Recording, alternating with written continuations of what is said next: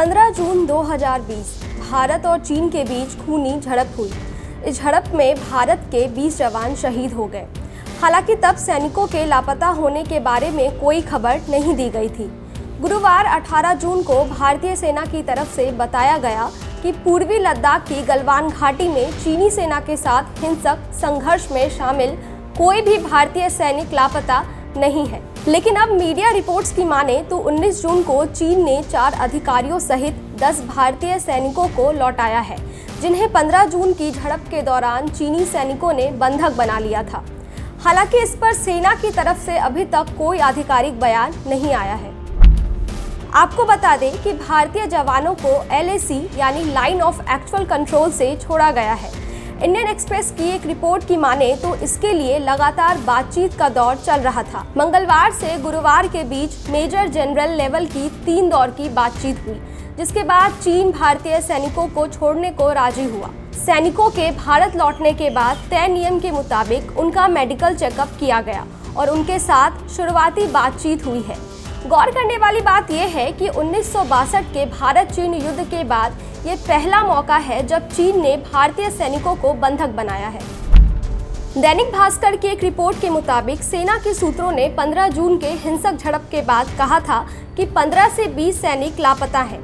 इसमें से कुछ चीन के कब्जे में हैं। चीन रुक रुक कर भारतीय सैनिकों के शव भेज रहा है।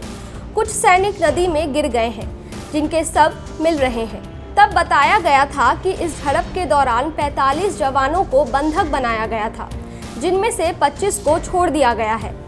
तब 135 भारतीय जवानों के घायल होने की भी खबर आई थी।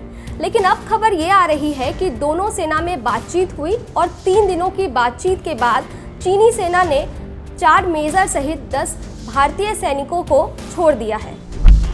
न्यूज़ एजेंसी ANI ने सेना के सूत्रों के हवाले से बताया है कि गलवान घाटी में भारत और चीन के सैनिकों में हुई झड़प में घायल कोई भी भारतीय जवान गंभीर नहीं है। सूत्रों ने बताया है कि 18 जवान लेह और 58 सैनिक दूसरे अस्पतालों में भर्ती हैं।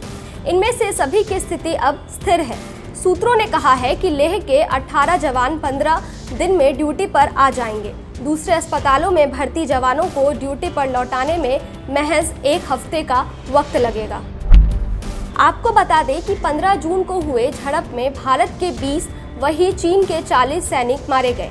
इनमें यूनिट का कमांडिंग ऑफिसर भी शामिल है। ये अफसर उसी चीनी यूनिट का था जिसने भारतीय जवानों के साथ हिंसक झड़प की। इंडियन एक्सप्रेस के एक रिपोर्ट की माने तो 45 साल में ये पहली बार हुआ है जब LAC पर भारत और चीन के इतने सैनिक मारे गए हैं। अगर बात साल 1975 की करें तो अरुणाचल प्रदेश में चीनी सेना ने तब भी भारतीय सैनिकों पर अचानक से हमला कर दिया था।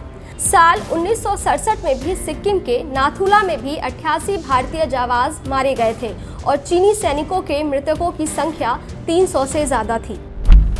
ये वीडियो पर आपकी क्या राय है, हमें कमेंट करके ज़रूर बताएं। और अगर आप ये वीडियो हमारे फेसबुक पेज पर देख रहे हैं तो हमारे फेसबुक पेज को लाइक करें और शेयर करें। शुक्रिया।